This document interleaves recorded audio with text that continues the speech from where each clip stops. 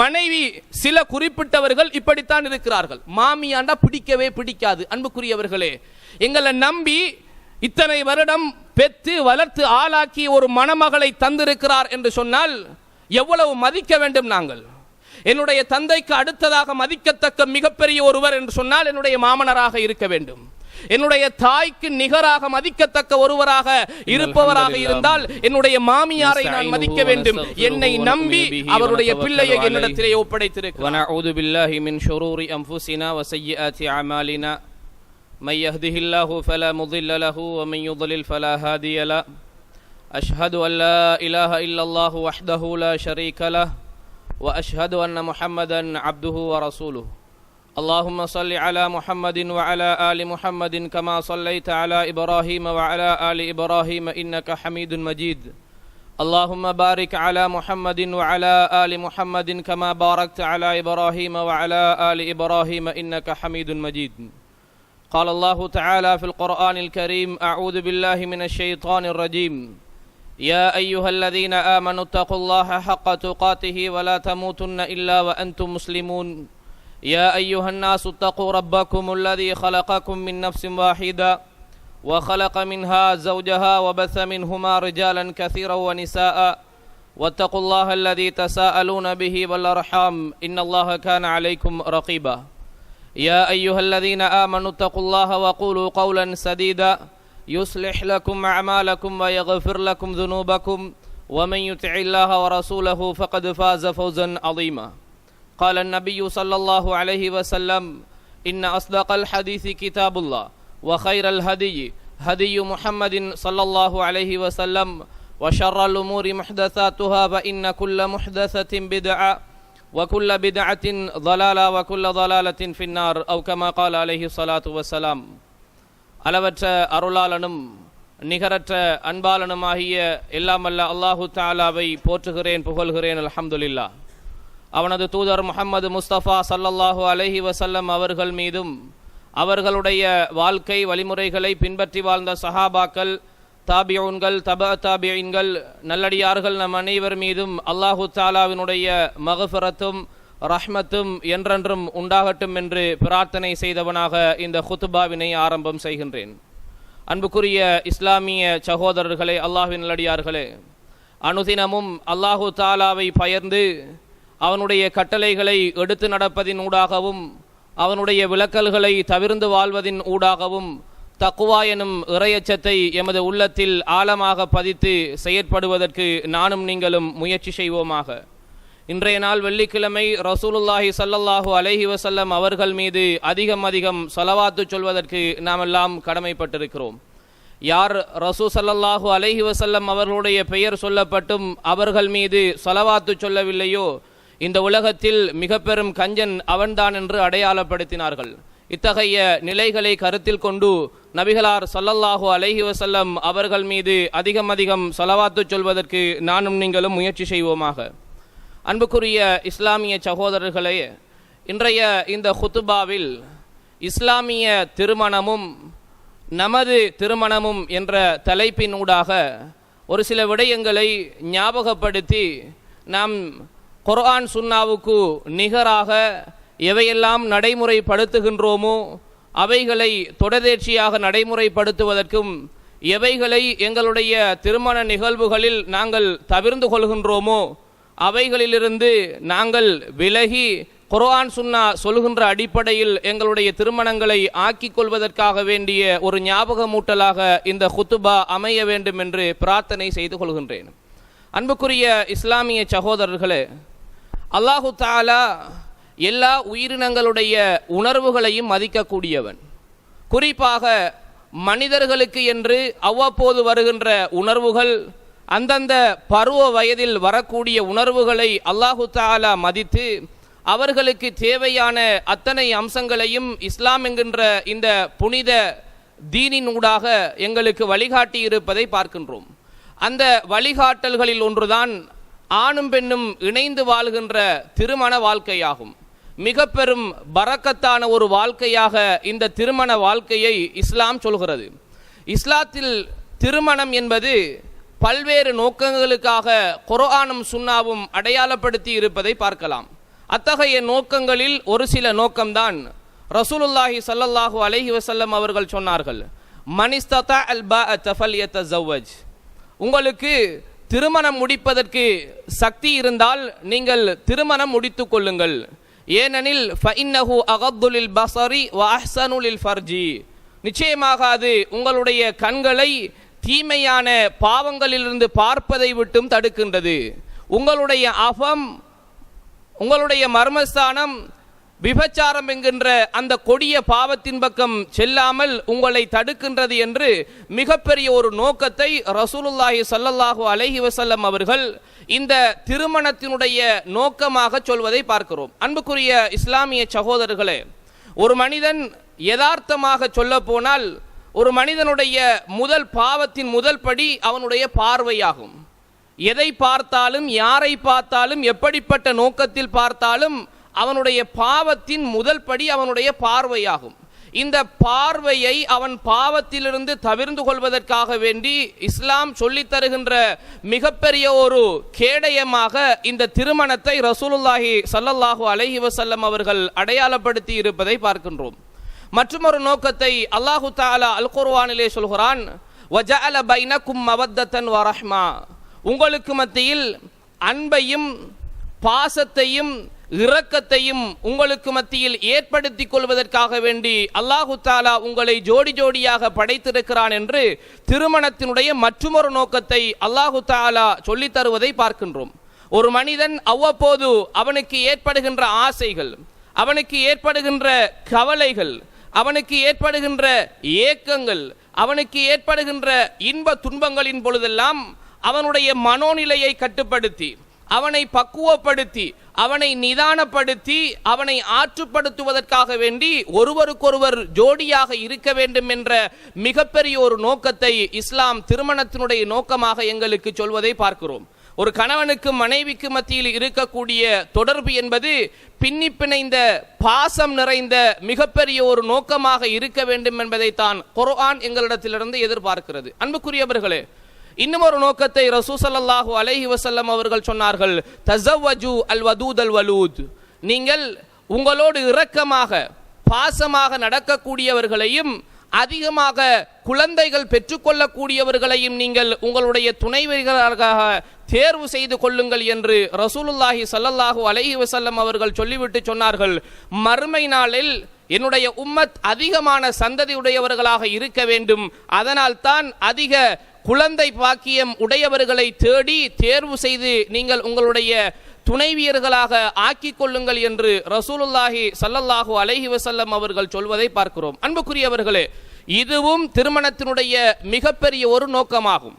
அதிக பிள்ளைகள் பெற்றெடுக்கக்கூடிய குடும்ப பின்னணியை உள்ள பெண்களை தேர்வு செய்வது என்பது மார்க்கம் வலியுறுத்துகின்ற மிகப்பெரிய ஒரு சுன்னா என்பதை நாங்கள் பார்க்கிறோம்.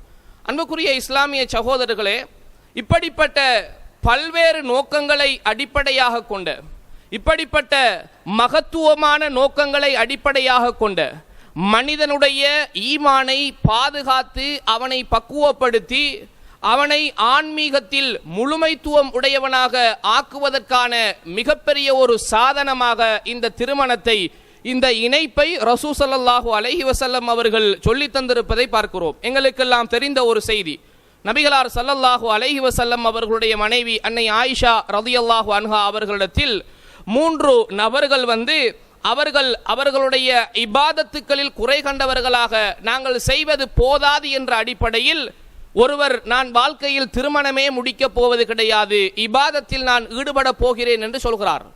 ரசூல் ஸல்லல்லாஹு அலைஹி வஸல்லம் அவர்கள் இதனை கேள்விப்பட்டதற்கு பின்னால் அவரை தடுத்து சொன்னார்கள், யார் இந்த என்னுடைய சுன்னாவை புறக்கணித்திருப்பது? மன் ரகிப அன் சுன்னதி ஃபலைஸ மின்னி. நான் திருமணம் முடிக்கவும் செய்கிறேன், இபாதத்துக்களிலும் ஈடுபடுகிறேன், இது என்னுடைய சுன்னா, இது என்னுடைய வழிமுறை. என்னுடைய வழிமுறையை யார் புறக்கணிக்கின்றாரோ அவர் என்னை சார்ந்தவர் கிடையாது என்று ரசூல் ஸல்லல்லாஹு அலைஹி வஸல்லம் அவர்கள் சொல்வதை பார்க்கிறோம். அன்புக்குரிய இஸ்லாமிய சகோதரர்களே, இப்படி திருமணம் என்பது மார்க்கத்தில் ஊக்குவிக்கப்பட்ட மிகப்பெரிய ஒரு சுன்னாவாகும். ஆரம்பத்தில் சொன்னது போன்று எங்களுடைய ஈமானை பாதுகாக்கக்கூடிய மிகப்பெரிய ஒரு சாதனம் இந்த திருமணமாகும். எங்களுடைய ஆன்மீகத்தை வலுப்பெறச் செய்யக்கூடியது இந்த திருமணமாகும். மேலும் இந்த திருமணத்தினுடைய மிகப்பெரிய ஒரு நோக்கத்தை நாங்கள் எடுத்துக்கொண்டால், ரசூல் ஸல்லல்லாஹு அலைஹி வஸல்லம் அவர்கள் மணமக்களுக்கான வாழ்த்து செய்தியாக ஒவ்வொருவரும் சொல்ல வேண்டிய ஒரு பிரார்த்தனையை சொல்லி தந்தார்கள். பாரக்கல்லாஹு லக வ பாரக அலைக வ ஜமஅ பைனகுமா ஃபீ கைர். அல்லாஹு தஆலா உங்களுடைய உள்ரங்க வெளிரங்க வாழ்க்கையில் பரக்கத்து செய்வானாக, உங்களை நல்ல விஷயத்தில் மட்டும் அல்லாஹு தஆலா இணைத்து வைப்பானாக என்று ரசூல் ஸல்லல்லாஹு அலைஹி வஸல்லம் அவர்கள் மணமக்களுக்கான வாழ்த்து பிரார்த்தனையாக சொன்னார்கள். அன்புக்குரியவர்களே, வெறுமனே நாங்கள் கையை பிடித்து வாயால் மட்டும் அந்த துஆவை ஓதக்கூடியவர்களாக இருக்கக்கூடாது. எங்களுடைய உள்ளத்திலிருந்து வர வேண்டும் அந்த பிரார்த்தனை. எங்களுடைய உள்ளத்தால் மனதார அவர்களை வாழ்த்துவதற்கு அந்த பிரார்த்தனை வர வேண்டும். உங்களுடைய உள்ரங்க வெளிரங்க வாழ்க்கையில் அல்லாஹ் பரக்கத்து செய்வானாக என்கின்ற பொழுது, பரக்கத்து என்பதை சாதாரணமாக நினைத்து விடக்கூடாது. நபிகளார் ஸல்லல்லாஹு அலைஹி வஸல்லம் அவர்கள் ரத்தின சுருக்கமாக பேசுவார்கள். மிக ஆழமான கருத்துக்களை அது உள்ளடக்கி இருக்கும். அன்புக்குரியவர்களே, பரக்கத்து என்பது மணமகன் மணமகளுக்கிடையில், கணவன் மனைவிக்கிடையில் சந்தோஷம் ஏற்படுவதில் இருக்கிறது பரக்கத். கணவன் மனைவிக்கிடையில் பரஸ்பரம் விட்டு கொடுத்து வாழ்வதில் இருக்கிறது பரக்கத். கணவன் மனைவிக்கிடையில் அவர்களுக்கு கிடைக்க இருக்கின்ற பிள்ளைகளில் இருக்கிறது பரக்கத். கணவன் மனைவிக்கிடையில் போதுமென்ற மனதோடு அவர்களுக்கு கிடைக்கின்ற பொருளாதாரத்தை வைத்து வாழ்க்கை நடத்துவதில் இருக்கிறது பரக்கத். பரக்கத்து என்பது அவர்களுடைய வாழ்க்கையில் குடும்பங்கள் அனைத்தும் ஒன்று சேர்ந்து அவர்களுக்காக பிரார்த்தனை செய்து அத்தனை குடும்பங்களையும் இணைத்து கொண்டு வாழ்வதில் இருக்கிறது பரக்கத். அன்புக்குரியவர்களே, ஏனைய நண்பர்களை இணைத்து கொண்டு வாழ்வதில் இருக்கிறது பரக்கத். அல்லாஹு தஆலா பரக்கத் என்கின்ற இந்த வாயிலை மிக பெரிய ஒரு விஷயமாக அடையாளப்படுத்தி இருக்கின்றான். சாதாரணமான ஒரு துஆ கிடையாது, சின்ன ஒரு துஆ. கையை பிடித்தால் பாரக்கல்லாஹு லக வ பாரக அலைக வ ஜமஅ பைனகுமா ஃபீ கைர் என்று விட்டு நாங்கள் சென்று விடுகிறோம். அன்புக்குரியவர்களே, மிக ஆழமாக எங்களுடைய மனதிலிருந்து மனமாற அவர்களை நாங்கள் வாழ்த்த வேண்டும். அவர்களுடைய வாழ்க்கைக்காக வேண்டி நாங்கள் சுபசோபனம் சொல்கிறோம் என்பதை நானும் நீங்களும் ஒவ்வொருவரும் விளங்கிக் கொள்ள கடமைப்பட்டிருக்கிறோம். அன்புக்குரியவர்களே, இத்தகைய இஸ்லாம் எதிர்பார்க்கின்ற இந்த நோக்கங்களை அடிப்படையாக கொண்ட இந்த திருமண வாழ்க்கை, அத்தனை பேரும் இணைந்து உங்களுக்கு பரக்கத் உண்டாகட்டும் என்று அல்லாஹு தஆலாவினுடைய அபிவிருத்தியை பரக்கத்தை துஆவாக சொல்லப்படுகின்ற இந்த திருமண வாழ்க்கை, இது எங்களுடைய வாழ்க்கையில் நாங்கள் பரக்கத்தாக ஆக்கிக் கொள்கிறோமா இல்லையா என்பதை நானும் நீங்களும் ஒவ்வொருவரும் சிந்தித்து பார்க்க கடமைப்பட்டிருக்கிறோம். திருமணம் முடித்த எத்தனையோ பேர் இந்த சபையிலே கூடியிருக்கின்றோம். திருமணம் முடிப்பதற்கு காத்து கொண்டிருக்கக்கூடிய எத்தனையோ பேர் இந்த சபையிலே நாங்கள் கூடியிருக்கின்றோம். அன்புக்குரியவர்களே, இஸ்லாம் சொல்லித் தருகின்ற திருமண வழிமுறையை நாங்கள் ஒவ்வொருவரும் அடையாளப்படுத்தி கொண்டால், அதனை கற்றுக்கொண்டால், அதனை சரிவர எங்களுடைய வாழ்க்கையில் பின்பற்ற வேண்டும் என்ற தைரியத்தோடு நாங்கள் பின்பற்றுவதற்கு முயற்சி செய்தால் நிச்சயமாக எங்களுடைய வாழ்க்கையில் பரக்கத் இருக்கிறது. ரசூல் ஸல்லல்லாஹு அலைஹி வஸல்லம் அவர்கள் சொல்லித் தருகின்ற இந்த பரக்கத், இந்த அபிவிருத்தி நிச்சயமாக எங்களுடைய வாழ்க்கையில் கிடைக்கும் என்பதில் எந்த விதமான ஐயமும் கிடையாது. அன்புக்குரியவர்களே, எங்களுடைய திருமண வாழ்க்கையை பொறுத்தவரையில் எங்களுடைய சமூகம் சில சம்பிரதாயங்களை அல்லது வேறு மத கலாச்சாரங்களை எங்களுடைய திருமண கலாச்சாரங்களாக அடையாளப்படுத்தி அதனை தற்காலத்தில் மெருகூட்டி வருவது என்பது குர்ஆன் சுன்னாவுக்கு முரணான ஒரு செயலாக இஸ்லாம் கணிப்பதை பார்க்கின்றோம். அல்லது எந்த நோக்கத்திற்காக திருமணம் ஆக்கப்பட்டிருக்கிறதோ, எந்த நோக்கங்களை அடையாளப்படுத்தி அல்லாஹ்வும் ரசூல் ஸல்லல்லாஹு அலைஹி வஸல்லம் அவர்களும் இந்த திருமணத்தை நீங்கள் செய்து கொள்ளுங்கள் என்று எங்களுக்கு அடையாளப்படுத்தினார்களோ, அந்த நோக்கங்களும் அந்த பரக்கத்தும் எங்களுக்கு இல்லாதொழிந்து செல்வதற்கு நாங்கள் தற்காலத்தில் நடைமுறைப்படுத்தி வருகின்ற எங்களுடைய திருமண நிகழ்வுகள் மிகப்பெரிய ஒரு சான்றாகும். அன்புக்குரியவர்களே, முதலாவதாக எங்களுடைய திருமண வாழ்க்கையில் நாங்கள் கணவனாக இருந்தாலும் மனைவியாக இருந்தாலும், மணமகனோ மணமகளோ, திருமணம் தொடர்பான சட்டதிட்டங்களை கட்டாயமாக நாங்கள் படிக்க வேண்டும். குர்ஆனும் சுன்னாவும் முழுமையாக அதற்கான வழிகாட்டல்களை எங்களுக்கு தந்திருக்கின்றது. குறிப்பாக ஒரு மணமகன் ரசூல் ஸல்லல்லாஹு அலைஹி வஸல்லம் அவர்கள் மேற்சொன்ன நோக்கங்களில் ஒன்றான எங்களுடைய பார்வையை தாழ்த்தி எங்களுடைய அபத்தை விபச்சாரத்திலிருந்து பாதுகாக்கின்ற மிகப்பெரிய ஒரு பாதுகாப்பு சாதனமாக எங்களுக்கு சொல்லித் தந்திருக்கின்ற இந்த திருமணத்தில் வாலிபர்களை நோக்கித்தான் ரசூல் ஸல்லல்லாஹு அலைஹி வஸல்லம் அவர்கள் இது உங்களுக்கு பாதுகாப்பு திருமணம் முடித்துக் கொள்ளுங்கள் என்று சொன்னார்கள். இத்தகைய பாதுகாப்பு திருமணத்தை நாங்கள் முடிக்கின்ற பொழுது நாங்கள் நினைக்க வேண்டும், எனக்கு நான் கரம் பிடிக்கின்ற மனைவி மிகப்பெரிய ஒரு அமானிதம், என்னுடைய மனைவியின் மூலமாக எனக்கு கிடைக்க இருக்கின்ற குழந்தைகள் மிகப்பெரிய ஒரு அமானிதம். இந்த நோக்கமெல்லாம் எங்களுடைய சமூகத்தில் நிறைய பேருக்கு விளங்குவது கிடையாது, அல்லாஹ் ரஹ்மத் அளித்த சிலர்களை தவிர. இந்த நோக்கம் நிறைய பேருக்கு விளங்குவது கிடையாது. வயசு வந்துட்டு உழைச்சிட்டம், நல்ல தொழில் ரீக்கி, நல்ல பைக் ரீக்கி, இந்த எதிர்பார்ப்புகளை அடையக்கூடிய இந்த தகுதிகளை கண்டால், ஒரு சில தகுதிகளை கண்டால் திருமணம் முடிப்பதற்கு தயாராகி விடுவார்கள். அது குடும்பமும் தான், திருமணம் முடிக்க போகிற மணமகனும் தான், மணமகளும் தான் திருமணம் முடிப்பதற்கு தயாராகி விடுவார்கள்.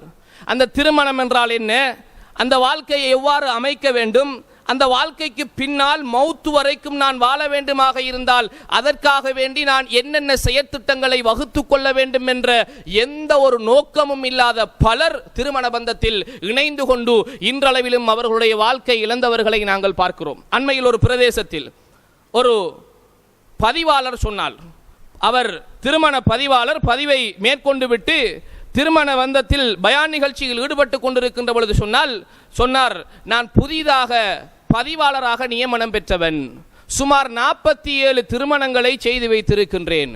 இந்த 47 திருமணங்களிலும் 42 திருமணம் இரண்டாவது திருமணம்.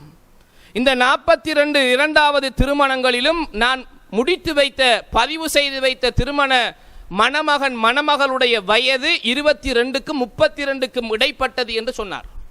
மிகப்பெரிய ஒரு கவலையான ஒரு விஷயம். பின்னணியில் காரணங்களை சொன்னார். அந்த 42 திருமணங்களையும் கணவன் மரணித்தது 2 திருமணம். அந்த 40 திருமணமும் கணவனை இழந்து விவாகரத்து செய்த மணமகனோ மணமகளாகவோ வந்து வேறொருவரை கரம் பிடிக்கக்கூடிய ஒரு சூழல் ஏற்பட்டது என்ற கவலையான ஒரு விஷயத்தை அந்த இடத்திலே பதிவு செய்தார். அன்புக்குரியவர்களே, அதனுடைய பின்னணி வேறு. நிறைய காரணங்களுக்காக வேண்டி எங்களுடைய சமூகம் சாதாரணமாக ஆசை வந்துவிட்டது என்பதற்காக வேண்டி திருமணம் முடித்துவிட்டு அதனுடைய நோக்கம் விளங்காமல், அதனுடைய பாரதூரம் விளங்காமல், அதனுடைய எதிர்கால திட்டமிடல்கள் இல்லாமல் திருமணங்களை விட்டும் அவர்கள் ஒதுங்கி செல்வதை பார்க்கின்றோம். இதனால் தான் ரசூல் ஸல்லல்லாஹு அலைஹி வஸல்லம் அவர்கள் சொன்னார்கள், பெண் என்பவள் 4 நோக்கங்களுக்காக திருமணம் முடிக்கப்படுகின்றாள். 4 நோக்கங்களுக்காக அவள் திருமணம் முடிக்கப்படுகின்றாள்.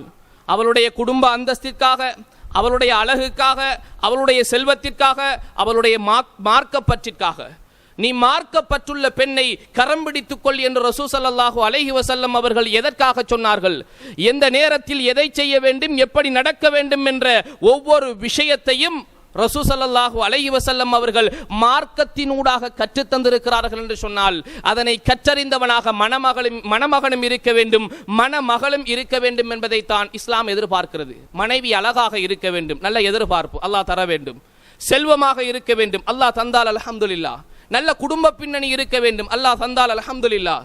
முதன்மைப்படுத்த வேண்டிய மிகப்பெரிய ஒரு நோக்கம் மார்க்கப்பட்டுள்ள பெண்ணாக இருக்க வேண்டும் என்பதுதான் அன்புக்குரியவர்களே. அப்படிப்பட்ட பெண்ணை தேடக்கூடிய மணமகன் முதலில் சுயமாக நான் மார்க்கப்பட்டுள்ளவனாக இருக்க வேண்டும், என்னுடைய குடும்பம் மார்க்கப்பட்டுள்ள குடும்பமாக இருக்க வேண்டும் என்ற மிகப்பெரிய ஒரு நோக்கம் அந்த இடத்திலே அடையாளப்படுத்தப்பட வேண்டும்.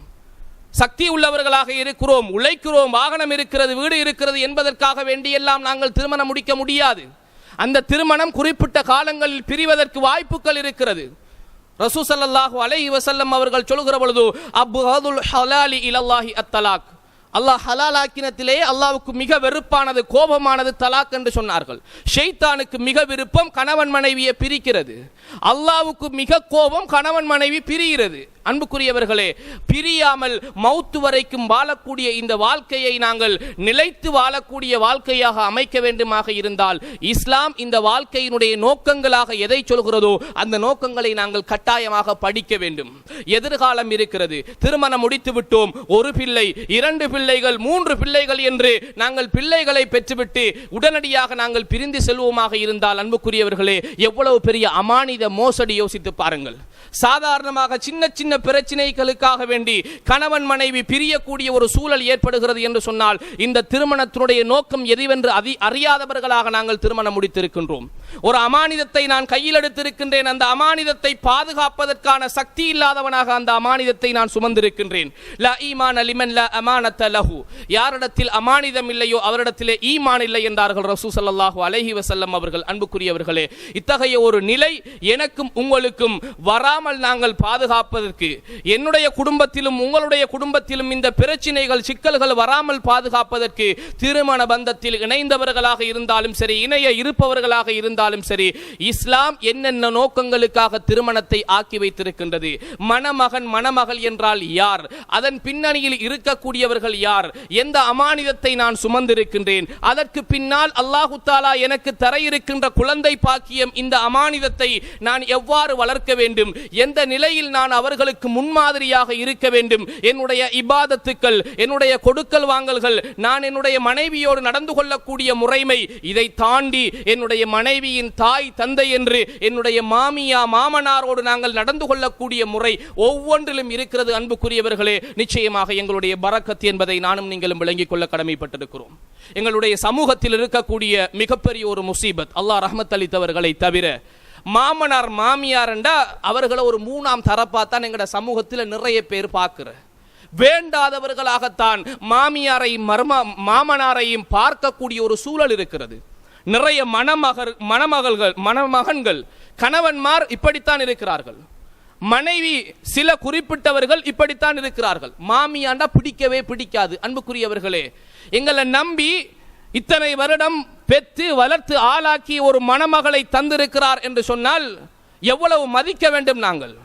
என்னுடைய தந்தைக்கு அடுத்ததாக மதிக்கத்தக்க மிகப்பெரிய ஒருவர் என்று சொன்னால் என்னுடைய மாமனராக இருக்க வேண்டும். என்னுடைய தாய்க்கு நிகராக மதிக்கத்தக்க ஒருவராக இருப்பவராக இருந்தால் என்னுடைய மாமியாரை நான் மதிக்க வேண்டும். என்னை நம்பி அவருடைய பிள்ளையை என்னிடத்திலே ஒப்படைத்திருக்கிறார் என்று சொன்னால் சாதாரணமான ஒரு விஷயம் கிடையாது. மூன்றாம் நபராக அவர்களை பார்த்து அவர்கள் செய்கின்ற எல்லா செயற்பாடுகளையும் வெறுப்போடு ஆரம்பத்திலிருந்து பார்த்ததின் காரணமாக இந்த குடும்ப ஒற்றுமைகள் அடித்தளத்திலிருந்து குலைந்து வரக்கூடிய ஒரு சூழ்நிலையை நாங்கள் பார்க்கிறோம். அன்புக்குரியவர்களே, இத்தகைய சூழல் எங்களுடைய சமூகத்தில் இல்லாதொழிய வேண்டுமாக இருந்தால் திருமணம் தொடர்பான சட்டதிட்டங்கள் கட்டாயமாக கணவனும் மனைவியும் நாங்கள் படிக்க வேண்டிய தேவைப்பாடோடு இருக்கிறோம். அன்புக்குரியவர்களே, பரக்கத்துக்கள் நிறைந்த வாழ்க்கையாக எங்களுடைய திருமணத்தை ஆக்கிக் கொள்ள வேண்டும் என்று இஸ்லாம் சொல்கிறது. ஆனால் எங்களுடைய திருமணத்தினுடைய அண்மை கால நிகழ்வுகள், குறிப்பிட்ட சில வருடங்களாக நடைபெற்று வருகின்ற நிகழ்வுகளை நாங்கள் பார்க்கின்ற பொழுது ஒட்டுமொத்தமாக முசீபத்துகளையே அள்ளிக்கொள்ளக்கூடிய அளவுக்கு எங்களுடைய செயற்பாடுகளை நாங்கள் பார்க்கிறோம். ஏழையாக இருந்தாலும் பணக்காரர்களாக இருந்தாலும் அவர்களுடைய எண்ணம் எப்படி இருக்கிறது என்று சொன்னால், இந்த திருமணத்தை நான் ஆடம்பரமா செஞ்சாதான் இது திருமணம், அதிகமான லட்சக்கணக்கான பணத்தை நான் செலவு செய்து என்னுடைய திருமணத்தை மேற்கொண்டால்தான், என்னுடைய மகன் மகளுடைய திருமணத்தை நான் செய்து வைத்தால்தான் அது சமூகத்தில் எடுபடும் என்கிற அளவுக்கு இந்த திருமணத்தை ஆடம்பரமாக செய்யக்கூடிய அளவுக்கு எங்களுடைய சமூகத்தினுடைய மனோநிலை மாறிவிட்டது. அன்புக்குரியவர்களை, இந்த முசீபத்து நீங்க வேண்டும்.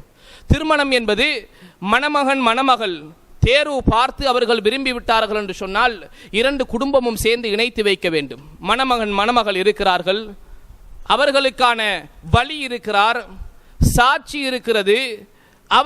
அவருடைய சக்திக்கு ஏற்ற வகையில் மணமகள் கேட்கிற மகரை கொடுத்து திருமணம் முடிப்பதற்கு அவருக்கு சக்தி இருக்கிறது. மணமகளை வாழ வைப்பதற்கான குடிசையோ மாளிகையோ அவர் கட்டி வைத்திருக்கிறார். அவருக்கு அத்தகைய சக்தி இருந்தால் சாதாரணமான முறையில் அவர் திருமணம் முடித்து விட்டு செல்லலாம் என்று இஸ்லாமிய மார்க்கம் வழிகாட்டுகிறது. அப்துர்ரஹ்மான் இப்னு அவுஃப் ரலியல்லாஹு அன்ஹு அவர்கள் திருமணம் முடித்த செய்தியை முடிச்சதுக்கு பின்னால்தான் ரசூல் ஸல்லல்லாஹு அலைஹி வஸல்லம் அவர்களே அறிந்தார்கள். 100 பேருக்கு சொல்லணும், 500 பேருக்கு சொல்லணும், 1000 பேருக்கு சொல்லணும், என்ற வலிமாவில் 1000 பேர் கலந்து கொள்ளணும், வீட்டில் இடங்கானா பெரிய ஹோல் எடுக்கணும்.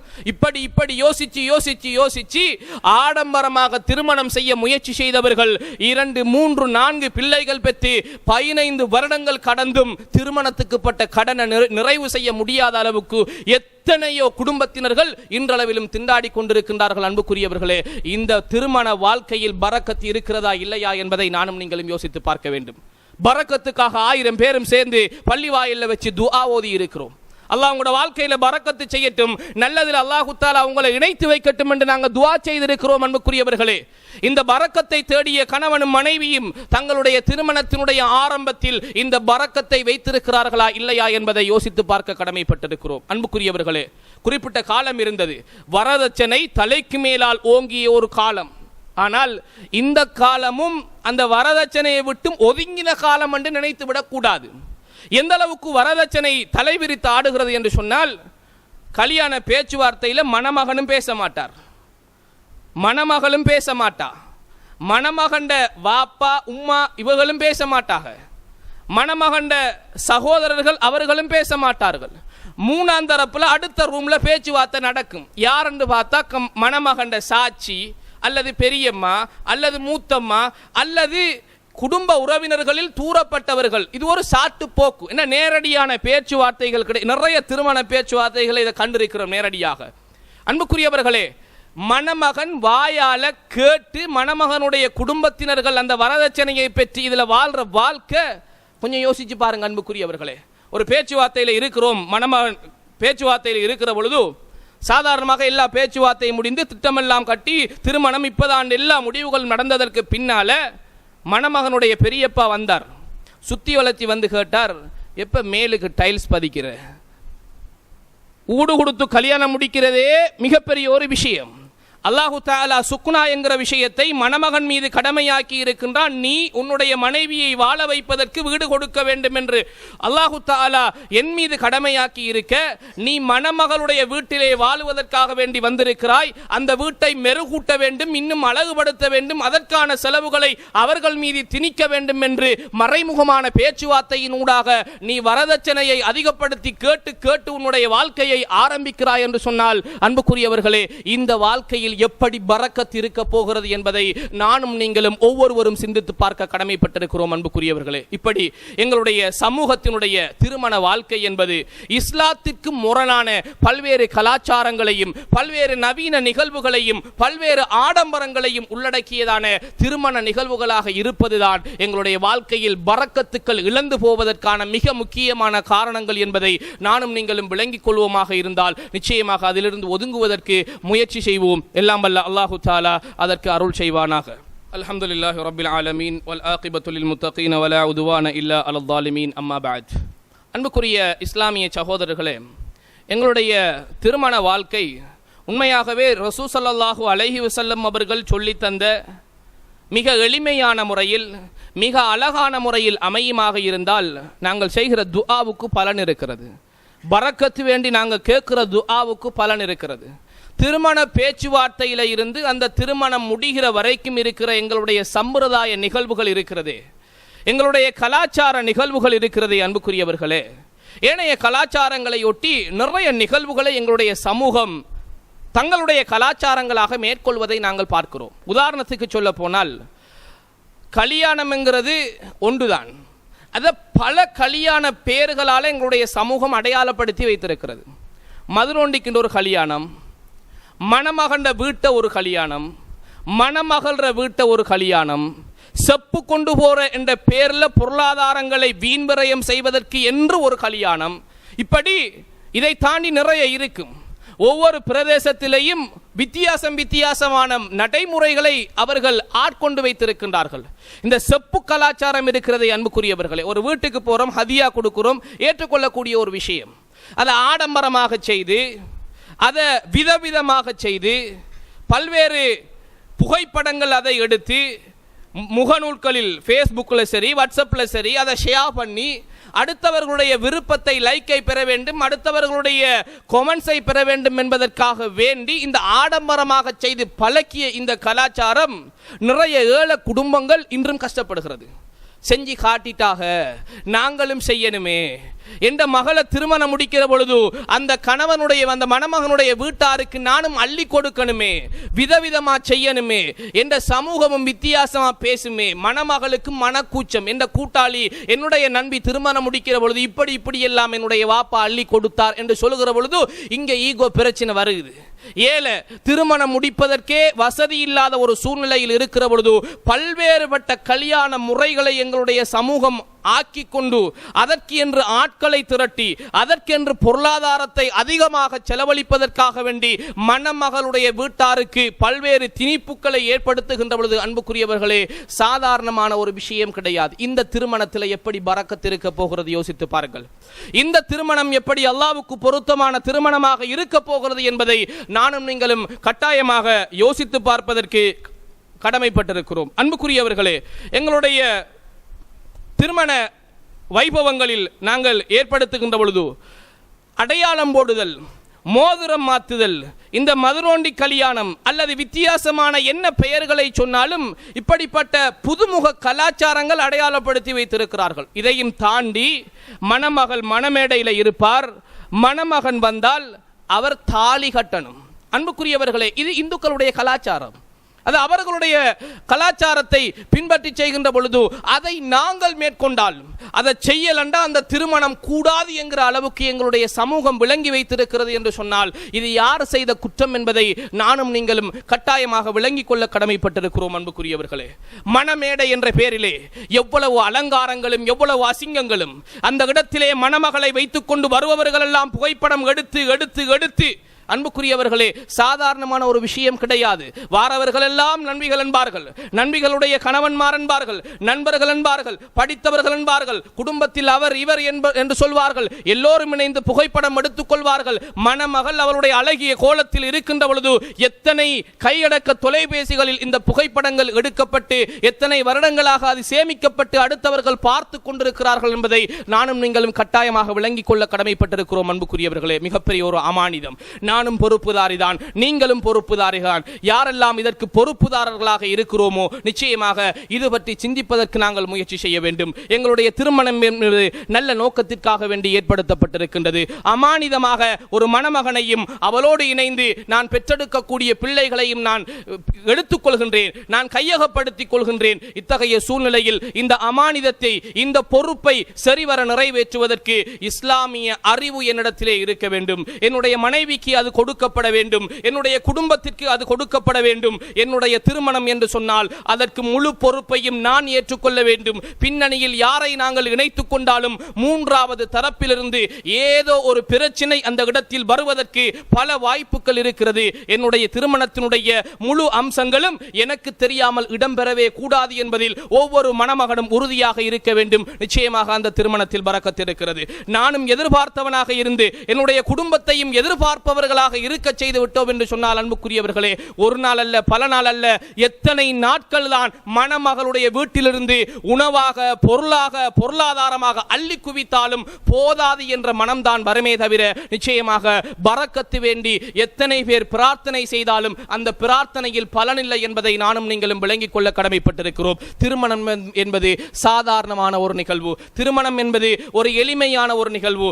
இரண்டு மனமும் இணைந்து அவர்கள் மௌத்து வரைக்கும் சந்தோஷமாக வாழ வேண்டும் என்பதற்காக வேண்டி அல்லாஹு தஆலா ஏற்படுத்தி வைத்திருக்கின்ற மிக பரக்கத்தான ஒரு இணைவு. அவர்களுடைய ஈமானையும் ஆன்மீகத்தையும் பாதுகாத்து பக்குவப்படுத்தி இந்த சந்ததிகளை பெருக்கி மறுமை நாளையில் குடும்பத்தோடு அவர்கள் சுவர்க்கம் செல்வதற்கான வாய்ப்பையும் வழிகளையும் ஏற்படுத்திக் கொள்வதற்காக வேண்டி அல்லாஹு தஆலா தந்திருக்கின்ற இணைவு என்பதை நானும் நீங்களும் விளங்கிக் கொள்ள வேண்டும். அள்ளி அள்ளி பொருளாதாரத்தை செலவழிப்பதால் என்னுடைய திருமணம் பரக்கத்தாக அமைந்துவிடப் போவதில்லை. அள்ளி அள்ளி அடுத்தவர்கள் மணமகளிடத்திலிருந்து பெற்றுக்கொள்வதால் என்னுடைய திருமணம் பரக்கத்தான திருமணமாக அமைய போவது கிடையாது. குர்ஆனும் சுன்னாவும் எதை சொல்கிறதோ, யாரிடத்தில் சென்று இதனை கற்றால் என்னுடைய திருமணத்தை நான் சரிவர நிறைவேற்றலாமோ, சரியாக செய்யலாமோ, அவர்களிடத்தில் சென்று என்னுடைய திருமணம் தொடர்பான விடயங்களை கற்றறிந்து என்னுடைய வாழ்க்கைக்கு பின்னால் உள்ள அத்தனை அம்சங்களையும் நான் அறிந்து செயற்படுத்துவதற்கு முயற்சி செய்ய வேண்டும். அப்போதுதான் நிச்சயமாக எங்களுடைய வாழ்க்கையில், திருமண வாழ்க்கையில் பரக்கத்து இருக்கிறது என்பதை நானும் நீங்களும் புரிந்து கொள்ள கடமைப்பட்டிருக்கிறோம். அன்புக்குரியவர்களே, எல்லாம் வல்ல அல்லாஹு தஆலா அவனுக்கு பொருத்தமான அடியார்களாக எங்கள் அனைவரையும் மாற்றி அருள் செய்ய வேண்டும். முன்மாதிரி மிக்க குடும்ப தலைவர்களாக நாங்கள் இருக்க வேண்டும். ஐங்கால தொழுகையை நிறைவேற்றக்கூடியவர்களாக இருக்க வேண்டும். அல்லாஹ்வுக்கு பொருத்தமான செயல்களை அன்றி எந்த செயல்களையும் நான் செய்யக்கூடாது என்பதில் நாங்கள் ஒவ்வொருவரும் உறுதியாக இருக்க வேண்டும். இறைவனிடம் பிரார்த்தனை செய்ய வேண்டும். எல்லாம் வல்ல அல்லாஹு தஆலா திருமணம் முடித்தவர்களோ திருமணம் முடிக்க இருக்கின்றவர்களோ அத்தனை பேரும் இஸ்லாமிய நெறிமுறைகளை, இஸ்லாமிய வழிகாட்டல்களை பின்பற்றி அவர்களுடைய திருமணங்களை பாக்கியங்களை ஆக்கிக் கொள்வதற்கும் அவருடைய வாழ்க்கையில் பரக்கத் ஏற்படுவதற்கும் அல்லாஹ் அருள் செய்வானாக. வ ஆகிரு தாவத்தி அல்ஹம்துலில்லாஹி ரப்பில் ஆலமீன். இன்னல்லாஹ يأمر بالعدل والإحسان